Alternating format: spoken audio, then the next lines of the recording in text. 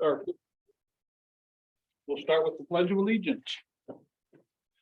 I pledge allegiance to the flag of the United States of America and to the republic for which it stands, one nation under God, indivisible, with liberty and justice for all.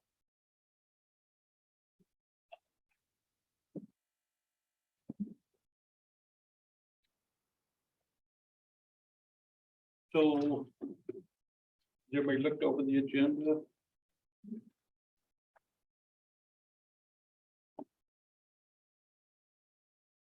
Any questions, additions, changes? Mr. Peterson? Oh.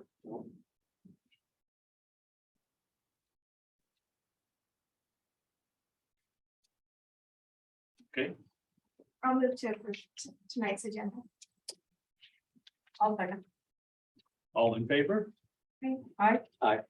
Aye. Okay, that passes. On to Mr. Peterson, delegations. Yes, thank you, Mr. Board. Little bit of short notes for one of them, but I've got two individuals here that we've invited. Thought the board would like to meet them in person. First off, our first administrative hire this year was Lisa Upton as the elementary vice president. Wow, that was a promotion. I think that would be a change in payroll. Vice principal. And then Mr. Chad Smith, high school athletic director / assistant principal. So 30 words or less, or 30 seconds or less. Lisa, if you could just give the board a little bit of background, where you're coming from and your history. Is it okay to just do it from here? Yeah, absolutely. Don't be comfy. So I am originally from Benton City. I grew up here, I graduated from here, so it's really wonderful to be back. For the last 10 years, I have been in the Pasco School District, working as the autism behavior specialist for the district, and then also a behavior intervention specialist. But I have been looking towards being an admin for the past couple of years, and I'm thrilled that this is the place that I get to be doing that. And like I said, I really am looking forward to starting it out here. So it's really great to be back in Benton City. So it's nice to have grown up here, and I'm really thrilled to be working with her. She's been wonderful so far. So it's great to be back here. So it's very nice to meet all of you. Thank you for letting me come tonight. I really appreciate the invitation. Thanks for being here. Thank you. Well, thank you. Chad? Again, my name's Chad Smith. I'm actually coming from Oregon. The last kind of 3 months of this last school year, I was a district athletic director at Centennial in the Centennial School District in the east side of Portland. But my girlfriend and her family actually, they all live in Tri-Cities now, so here we are.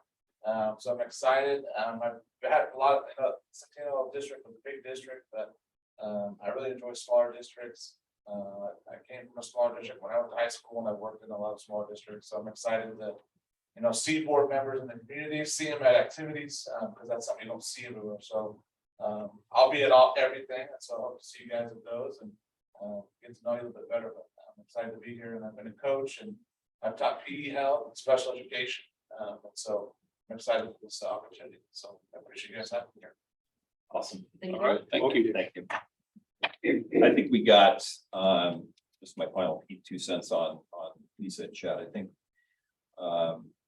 it's challenging times hiring in education right now, and hiring in anything. And I think we were extremely fortunate to get 2 individuals with their backgrounds and who are really excited to be in Ky-B. That's a great thing. So thank you for coming tonight. I appreciate it. And I told you before, you don't have to stay for the whole thing if you've got other plans. All right, welcome. Okay, we'll move on to our consent agenda. Have any questions? Comment?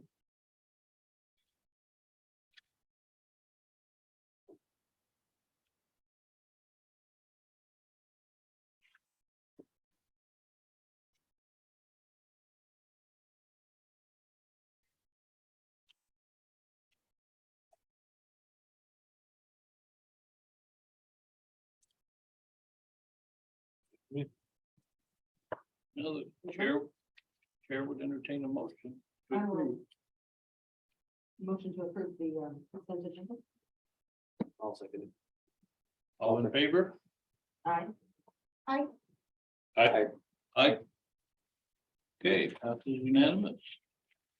We'll move on to public comments. Did we receive any? No electronic. electronic?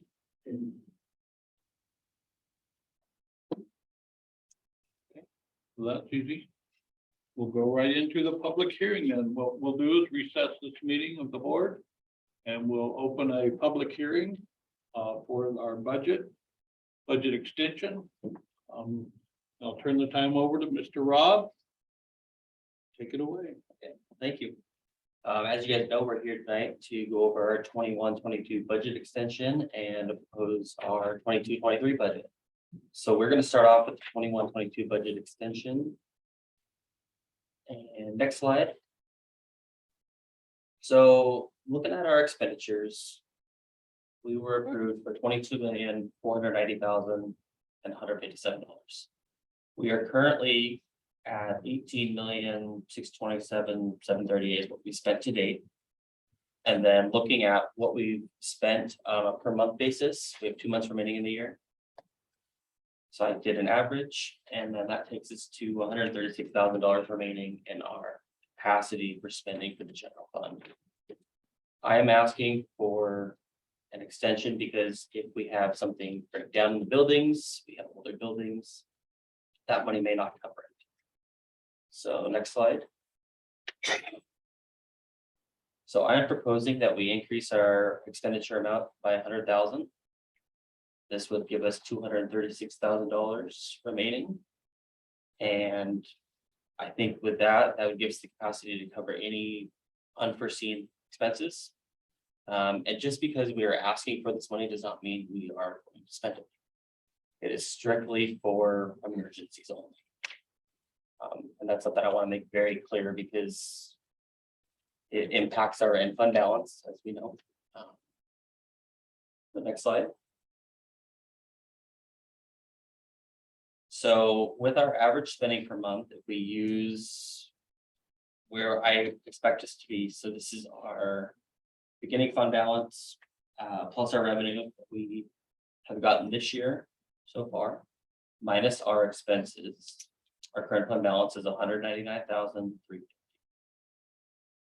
I have projected out our revenue and expenses for the end of the year, and the revenue is all of our apportionment money that's left coming in. So there's 22.5%. So it's a couple of our bigger months coming up.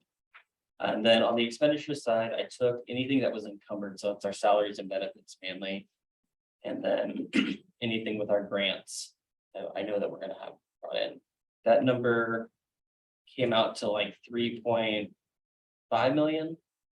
But knowing our spending habits for the rest of the prior year or beginning of the year, it's been kind of closer to that 3.7 number. So that's what I felt more comfortable going with and what we're going to spend the remaining 2 months, which would then give us a end fund balance of 1.3.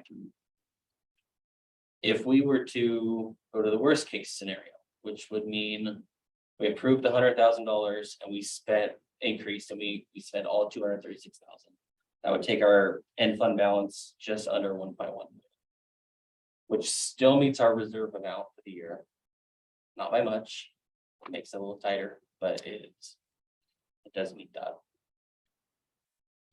So that is my proposal for the budget extension for 21-22. Next slide. Are there any questions? So this will essentially increase our buffer from 136 to 236 roughly. So what is the process? Let's say the HVAC system goes out and it's 500,000. What's the process? So, Guess I'm asking Mhm. Pete or you, Drew, or so we've got for coming to us to ask. So we've got a budgeted amount already into our capital project fund for that. So that's where that money would be transferred from general fund to capital projects fund to complete that. I'm hoping it's not 500,000. Well, I'm just talking about an emergency above We would 236. Above We would that. have to have. an emergency Yeah, meeting we'd have to have to another meeting and approve another extension. Yep. So anytime, for any reason that whether it's an emergency or otherwise, that we have to decrease, take money out of reserves to pay for an emergency situation. We'd have to have an emergency meeting in the school board. Because the board has to approve any dip below what policy says that it mandates what we keep in. So it could be a heck of an emergency. We're still gonna have a meeting. You're still gonna have to vote on it, because until that happened, anything over that 236, we can't write a check. We can't give a Yeah. verbal okay. Okay, yeah, that's clear. I guess I'm just. Sounds like we're trying to just get that window of 136 to 236. Yep. Yeah, give a little more of a cushion, so. And at this time, there's no intent to spend it, it's just there for capacity.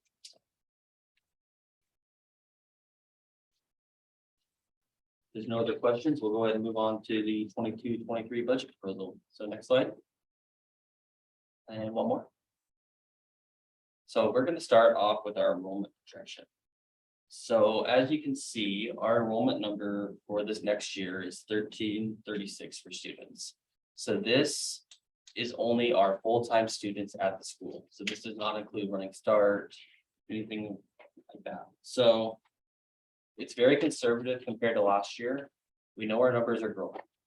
But the reason we are being conservative is that we could have a class, if you look at our third grade class, it's an 80 student number.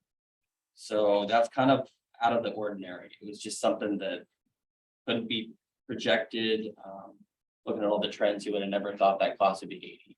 So we project low because it gives us that buffer in that sense. And if we come in under what we project, then we end up owing the state back some money, or they just drop back what we get each month. So we don't really want to come in. We'd rather have our enrollment be lower and then, or be higher, and then we get more money back. So, and it kind of looks like, it's fluctuated the last few years, but I think that Kim's done a pretty good job budgeting for this. And then I think, speaking with Pete, we feel pretty comfortable with this number, that we're not going to be over this, or we're not going to be under this number at all. I mean, if anything, we have room to grow. So, next slide. So I put this slide in here so that we could kind of see what was projected the last 8 years versus what the actual's been. For the most part, it's been pretty close. We have a couple outliers in there. And one is in the 1920 year where we're off by 26 students, we had 26 less, and that's where that third grade class is. And then for the 21-22 school year, we had 70 students more. And I think that's all COVID driven, to be honest. Not all of them are coming back to school, so it's kind of hard to predict that they may or may not come back. So I think Kim went lower on that, just thinking, well, if we have more money coming in later, that's great. But it was very tough to project with COVID and whatnot. So next slide. Okay, so now this is a breakdown of each fund. So our beginning fund balance is where I project we're going to end each of these funds at the end of this year. And then our projected revenue and expenditures, and then whether it's a gain or a loss in that fund, and then our end fund balance in each of the funds. So looking at the general fund, we're going to have a loss of 131,000. But if you do the math from the beginning minus that, you're not going to get the 960,000. Part of that is because we do a transfer from general fund to capital projects as kind of if we have an emergency, if we have an expense or a project that we want to take on. So I built in $235,000 for that fund for any projects that we can have done. It's lower than last year, but it's a comfortable amount. ASB, there's not much change. We're still trying to get, we're still feeling the effects of our levy failing, but we'll have full levy next year. So I think hopefully we can bring in a little more revenue. I kind of went low on that, but it's still going to be probably a loss because of all of our expenses of travel and everything. For debt service, We have less local tax money coming next year.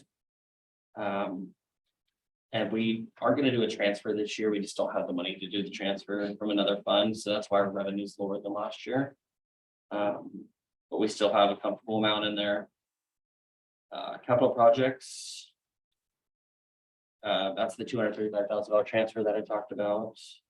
And then transportation vehicle fund. We budget for one bus, but we're gonna look into an option to get a loan, and so we get 2 buses. We have buses falling off our depreciation schedule, which the state gives us money for. And it would be good to keep up on that because our fleet is really aging. And there are a couple of grants out there and our transportation managers looking at that, so. Next slide. Okay, so this is just comparing our revenue from last year to this year.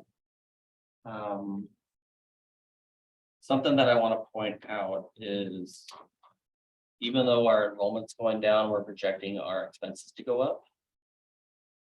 There are a couple key factors in this. Part of it's inflation.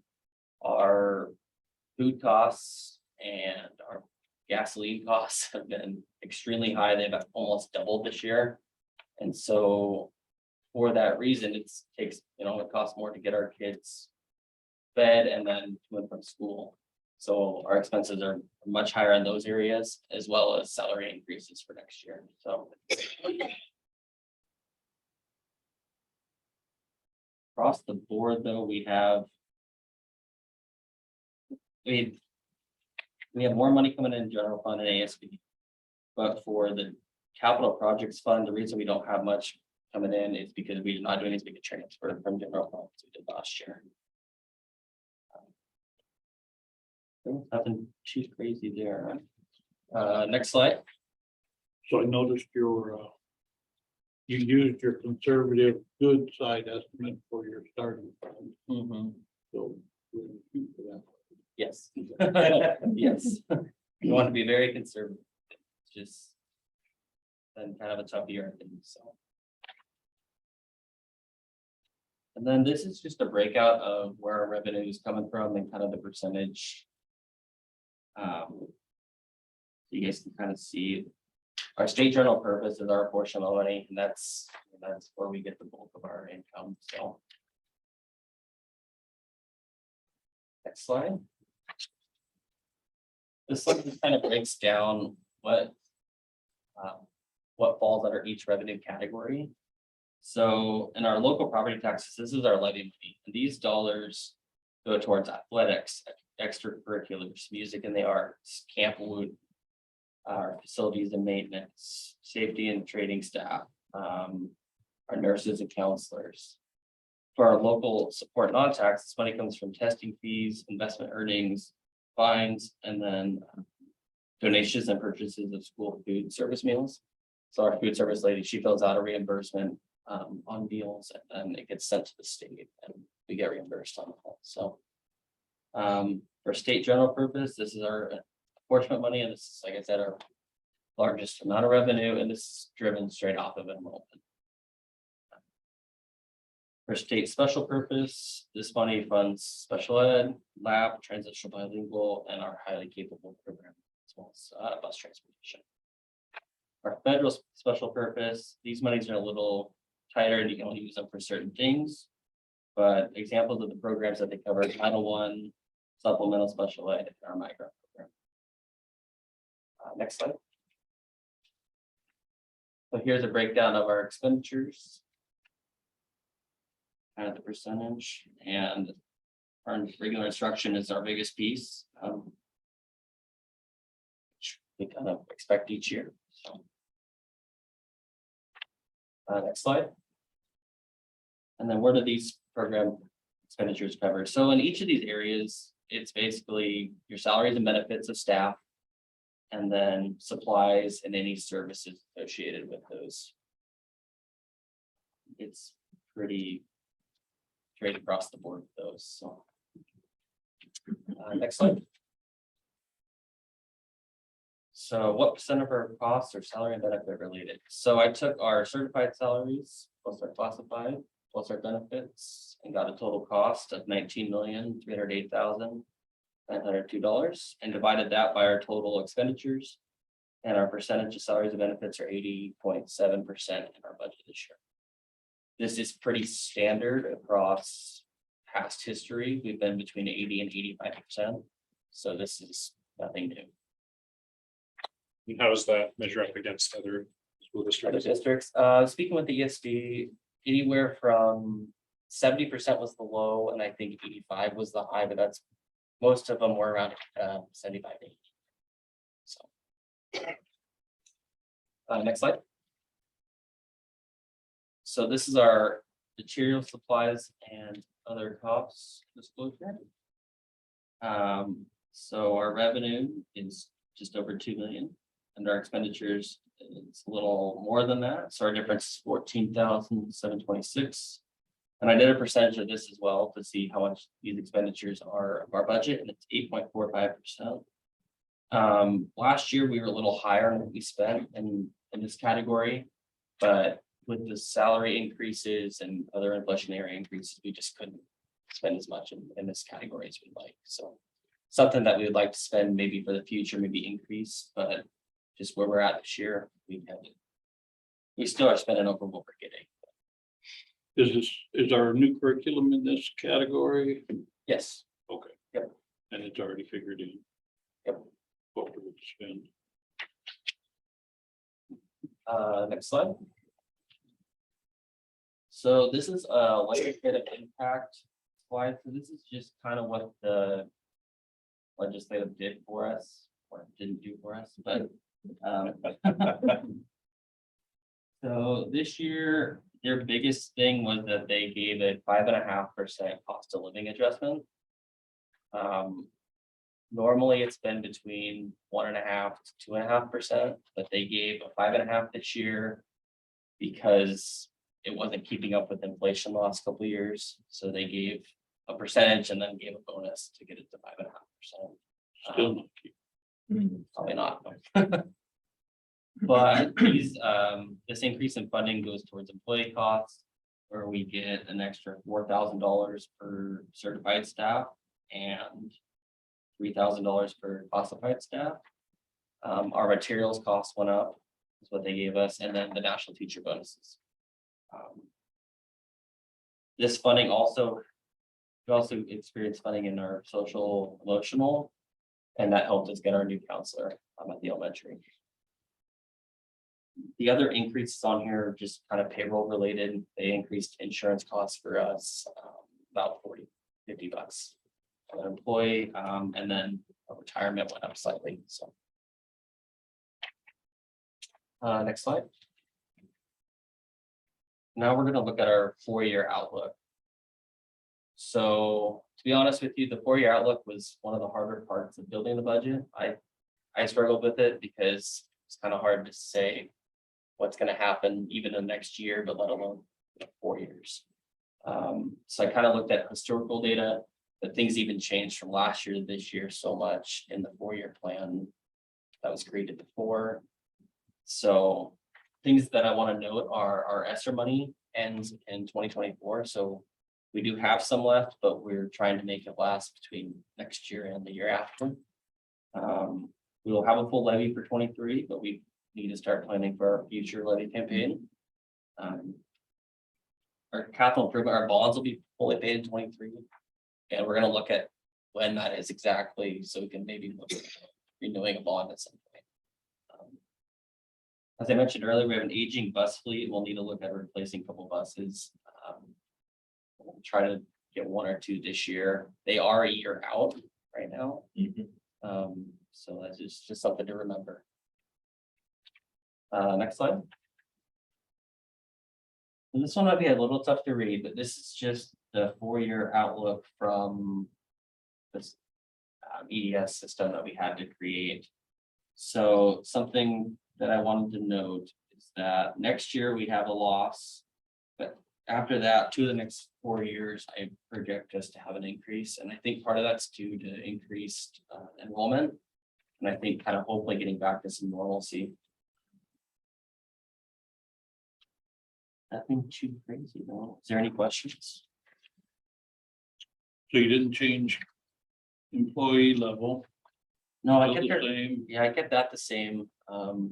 It hasn't Added- changed too much, so. added the classified. mhm. Increase the classified a little bit, because that kind of has fluctuated in the past. Certified stayed pretty similar.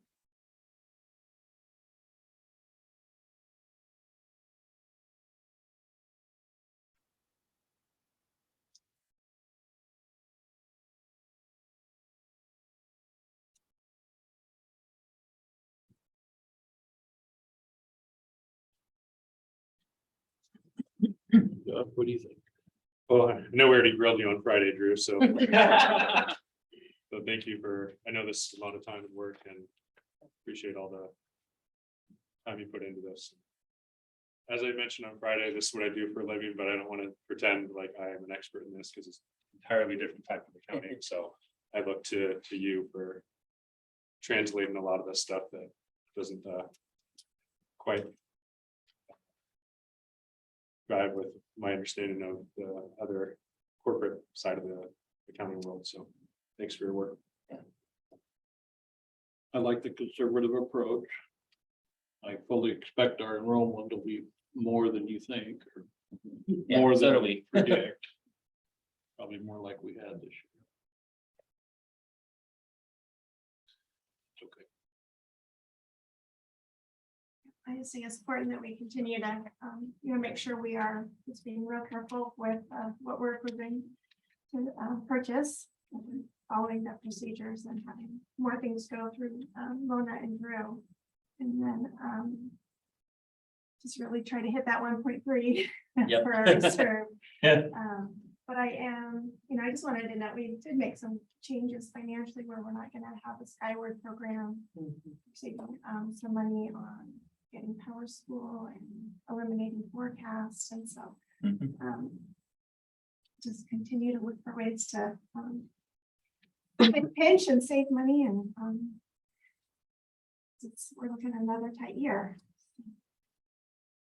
Yeah, I guess that's a good point on the 4-year outlook. Like, how much have you taken into account with, technological advances and just general efficiencies with power schools? And so there are savings opportunities for that. Yeah. Yeah, we've already started to cut some areas too, so. We're gonna keep looking for more, but. I think if the board would like any more specific, I could certainly get it for you, but there's a pretty good list of cuts specifically in IT of programs that were duplications or duplicating types of services that we simply didn't renew. But David and his team have done a very good job of going through and seeing exactly what Power School is capable of and then eliminating things if there's double duty. It's adding, as you know, it's a whole bunch of small items. It adds up pretty quick. So I'm really happy with what David said in that respect. And I'm glad we can get that reading curriculum. I'm very Yes. happy about that, so I feel like Yep. we are, putting the dollars, that we have to good use.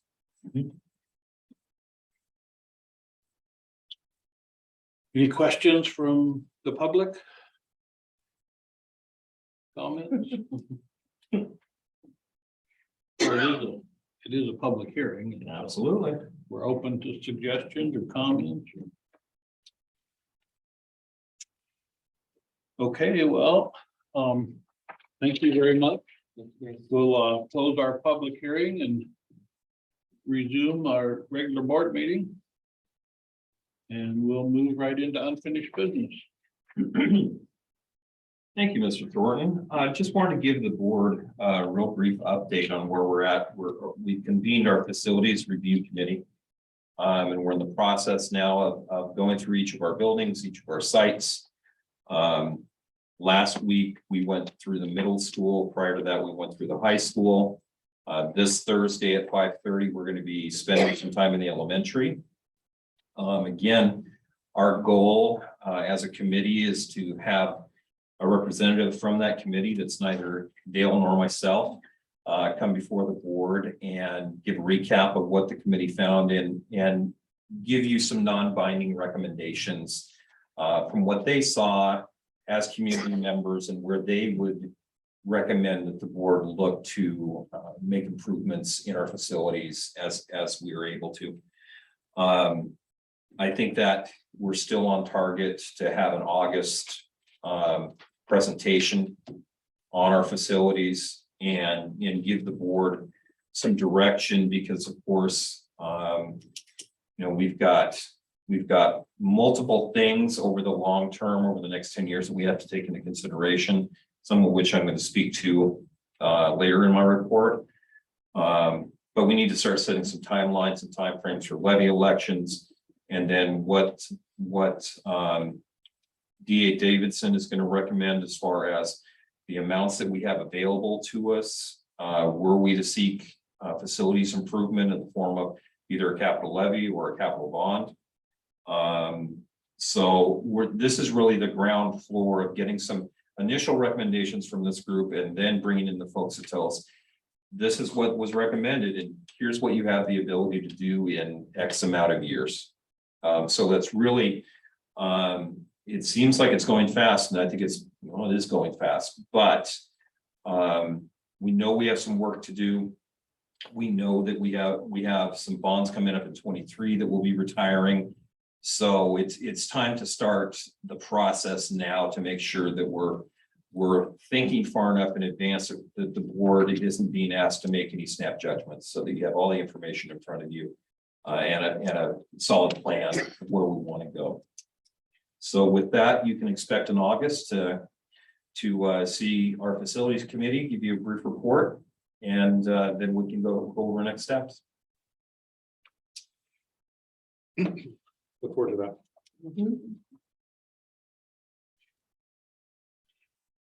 All right, well, let's move into new business. Our first is approval of minutes for June 27th.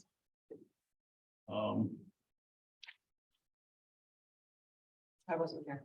Yep, you weren't here. You were on vacation having fun. We don't blame you. To approve the minutes from June 27th. I'll second. All those in favor? Aye. Aye. Okay. Then we'll move into the resolution 5-22, which is our budget extension we just talked about. We'll be seeking approval for that. Is there any questions, additional, any comments? Just hope we don't have emergencies. And we don't- Yeah, I guess just from my standpoint, if we have a special meeting, if it's over 236, then I'm fine with having a special meeting over 136, but I'm fully on board with whatever the board decides. Yep.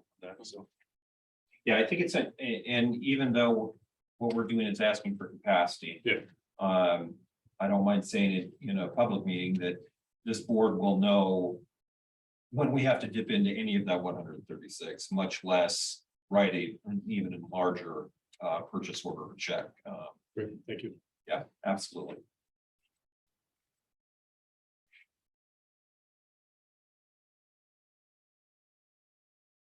So I'll move to approve resolution 5/2022 general fund budget extension. I'll second. Right, it's moved and seconded. All those in favor?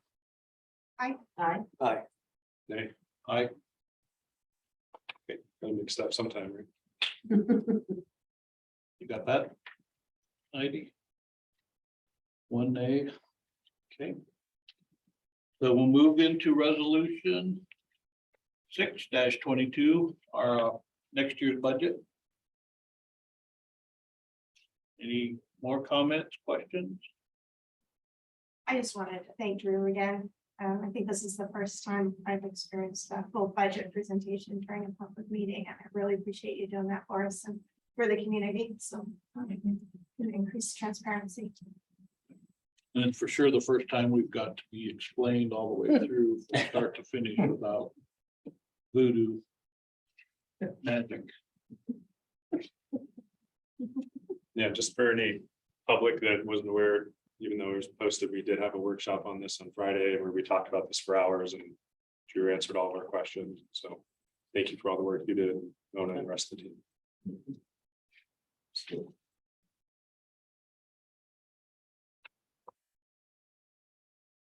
Okay, well, the chair would entertain a motion. I'll move to approve resolution 6-2022, the budget for 22-23. I'll second. Okay, moved and seconded, all in favor? Aye. Aye. Aye. That passes unanimous. And then we'll move on to the city annex discussion. Peterson. Yeah, thank you, Mr. Gordon. I wanted to make the board aware, I was in attendance at a meeting on July 11th with the city of Benton City. And the topic of discussion was around 247 acres of Department of Natural Resource land. And that land goes generally from the new Shell station on the other side of the highway in Keona.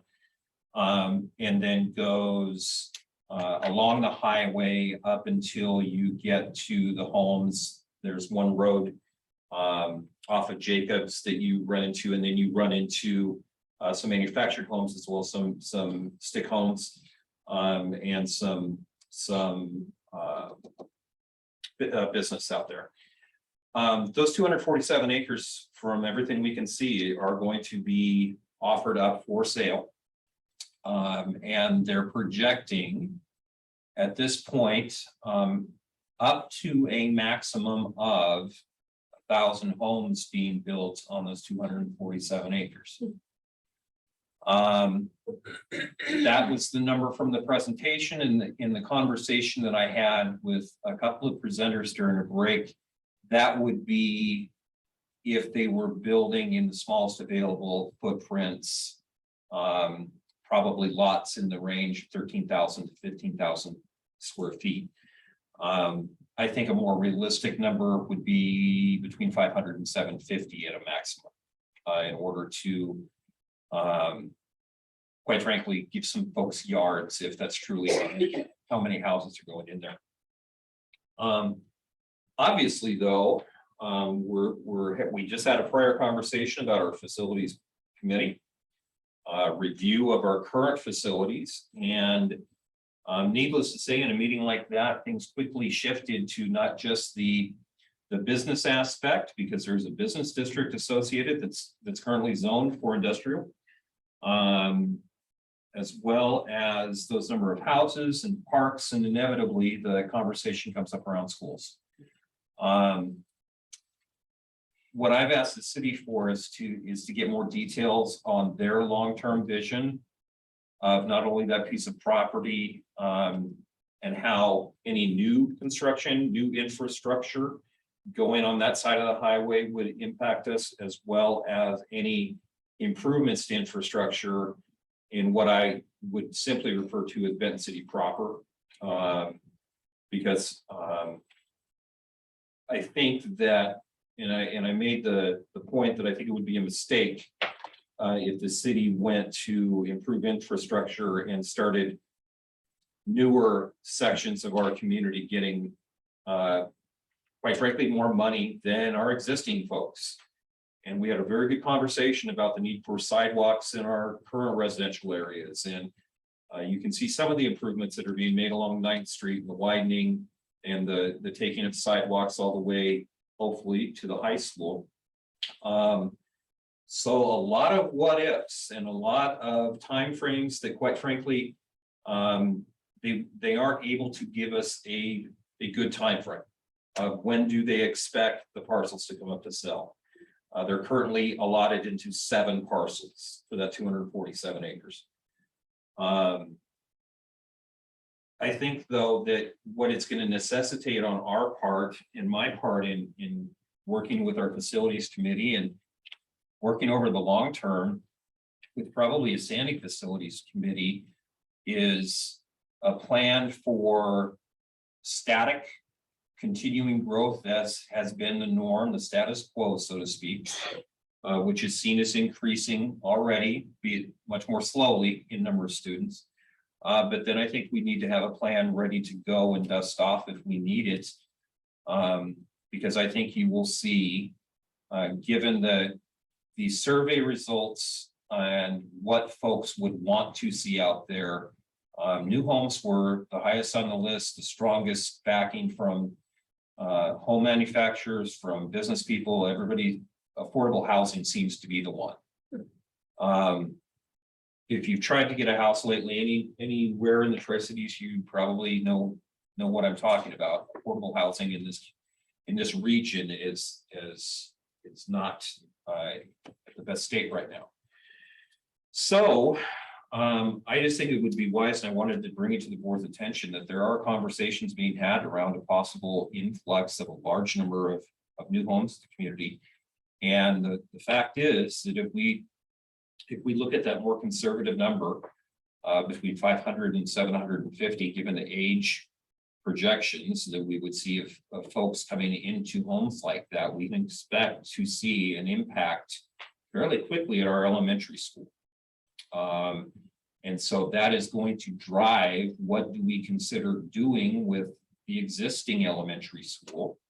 And quite frankly, will necessitate some community discussions around what do we want then for those folks for access to their public education they'll have a right to.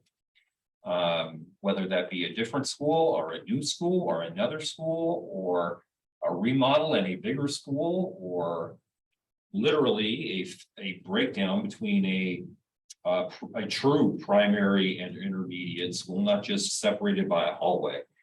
All of those are out on the table because everything's on the table right now.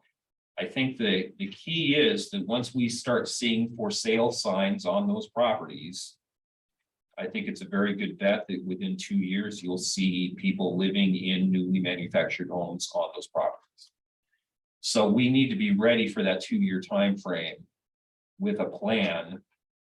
And quite frankly, it may be very divergent from the plan that we've been working on as far as reviewing our facilities now for upkeep and what we have. We can remodel the heck out of our current facilities. We cannot house potentially between 500 and 1,000 more students over the long haul with our current facilities. So I just want to bring it to the board's attention now. So as we start talking around 10-year plans for facilities, that's one of the reasons I'm asking the city of Benton City for their plans, because it doesn't no one any good if our plans don't mesh up in some cohesive fashion, so that we know when they're projecting their sales, when they're projecting building to commence, that we have a plan ready to go. I mean, this very much could fundamentally alter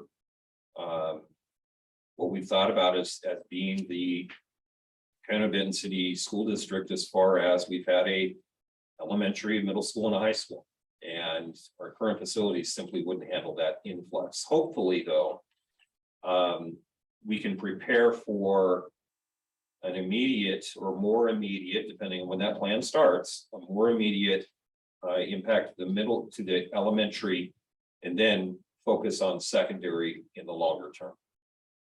So you'll see information as soon as I get it. There will be another final final meeting. This one will be over Zoom, not in person. I'll make sure and get the information to the board so you can sit in if you'd like to.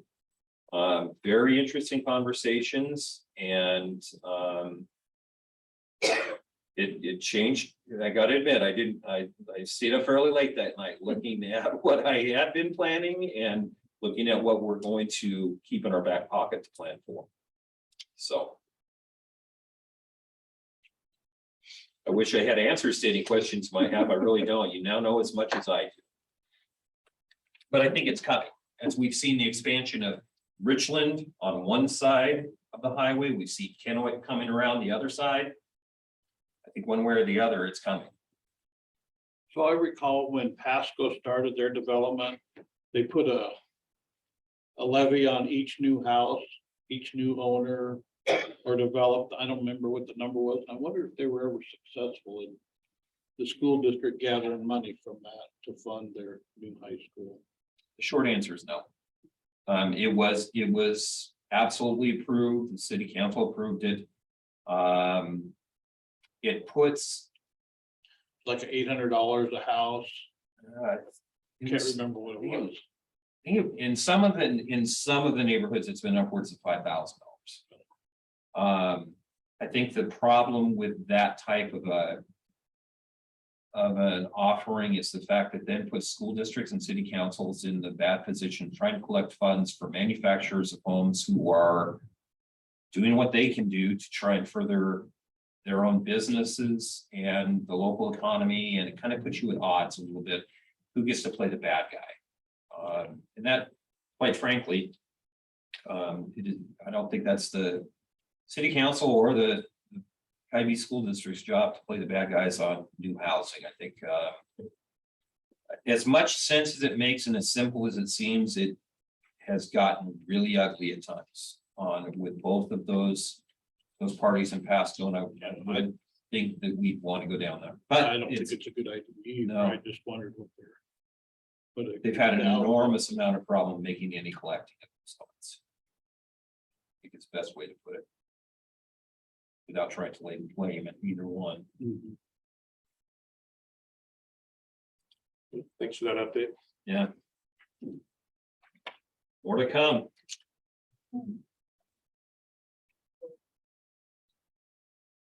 Oh, do we? Okay, so Number 5. 5 was, For the extension. Julie, So, just, oh, I, Penny, aye. Rick, Aye. Josh, Nate, I, number 6, 2022. was unanimous. Julie. Aye. Penny, aye. Rick. Aye. Josh, Aye. thank you. Thank you. Mike. Okay, well, how about board comments? well, I was able to be part of the interview process for the new AD, and so I'm glad to see Chad here. Enjoyed that process and welcome. Look forward to everything you can do for us and our students. Not just us. Thank you. Got big shoes to fill. Yeah, I know. Literally. Well, good luck. Yeah, it was awesome. I've been on some different interviews and not many have had a school board member, so that tells me a lot, so. I really appreciate being part of it. Well, I was invited. It wasn't my. So whoever invited, which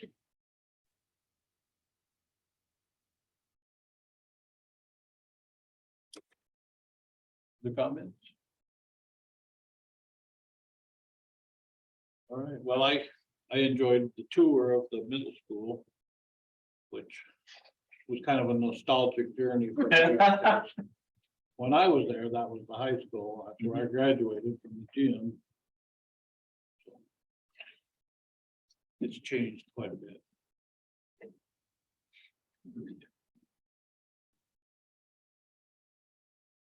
Anything else? Well, then we'll move on to the superintendent's report. Thank you, even though I've gotten quite a bit off my chest as a part of the regular agenda, just a couple of items. We made reference to the reading curriculum. And I told the board that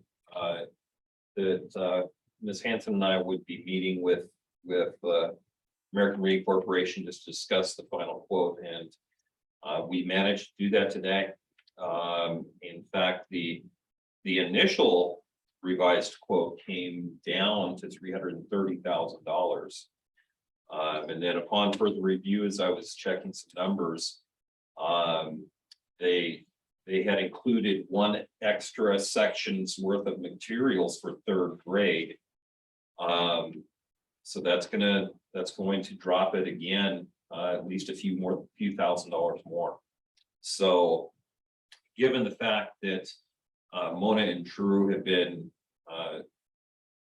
very, very persistent in finding other revenue streams for us to purchase that curriculum. I feel very, I didn't think we'd get it that low. I felt like we would get it down, but I didn't think we'd get it to that number. So I'm extremely pleased, and I know Drew was smiling during the Zoom call the whole time. So it was really good, and yet it doesn't limit us in professional development or in supplies. And I will say I'm really impressed with the level of personal service that they're going to be giving to us, even in lieu of the fact that they've got several bigger districts in Prosser and a really big one in Pasco.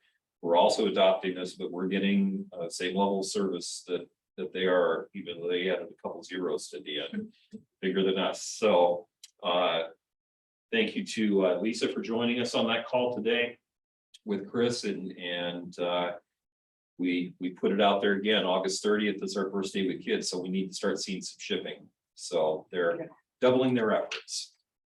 Next thing. Pete, real quick oh, yeah. on that, are we gonna be able to? So where do we look for? Get with Prosser on the learning, the, Collaborate.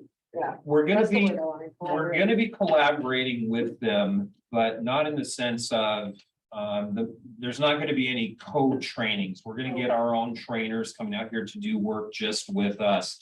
I think where our collaboration is gonna come is gonna be from talking with Assistant Superintendent Flores, hooking her up with Chris and being able to do some grade level PLC time between the two districts. It's always interesting to see how other folks are doing with their implementation. And again, the fact that they were able to give us that price and not impact some of that stuff, I thought was very, very good. So yeah, I know that Deanna Flores was very interested in getting our folks together just to talk, if nothing else. First, our elementary staff anyway will have their power school training and then the first section of that new reading curriculum. Yeah, in- August, correct? before In we start. fact, the board will see the entire professional development plan at our next meeting, just to let you know. All of our days they're chock full. And almost all of it, save for the power school and the ARC reading, it's coming from us. It's internal, so that's good stuff. Did Chris get all the options she wanted for that reading curriculum? Thank you so much. Yes, Didn't- I did. Didn't cut you out any? Nope, and we just, I mean, she was really helpful on just saying, okay. Anyway, she was great, and they, like he was saying, they come and help us when it gets here, they'll come help us distribute it and know how to distribute it and to do the best we can with that. They really are helpful that way. They were talking about Prosser. She was saying, she looked at it. It's not like she didn't look at it. We're going to share that. But she said they're farther down the road on the dual language process. And so their training is going to be framed a little bit different. So she said, really, since we're just adopting first, and then we can ease into that as we go to our dual. So it's probably better to do it separate. That's why we did it that way. But no, I'm really excited about it. Looking forward to it. But she absolutely went with the Toyota Camry version and not the Cadillac version. And a Camry gets you there very efficient. So we're in good shape. Lots of But money. we got what we needed. It's gonna be great. So, thank you. And then Gail made reference to it. We ended summer school. And I can tell you, I've never been so glad that we are not in summer school with the heat that we're expecting this week. Things ended very well, though. We had a great field trip into the bowling alley. Got the kids in there. We had pizza for them. It never ceases to amaze me every year this happens, but the number of our kids who've never been either bowling, and some who've never been in a bowling alley, never been, quite frankly, out of Benton City proper. And I had asked Heidi earlier on our Facebook page for the district, there are a number of photographs that we sent to Molly that she posted. If any of you don't have access to Facebook like I don't, I have a lot of pictures that I took myself. We filled the entire Atomic Bowling Alley. by far the most number of kids that we've had there. I think one of the most impressive things though, and I pointed this out to a couple teachers, even though it was bowling, even though we were having fun, from Steve Woods, Mike Christensen, Ben Vargas, they were helping and teaching the kids how to bowl that didn't know how to do it. And doing so very, very well.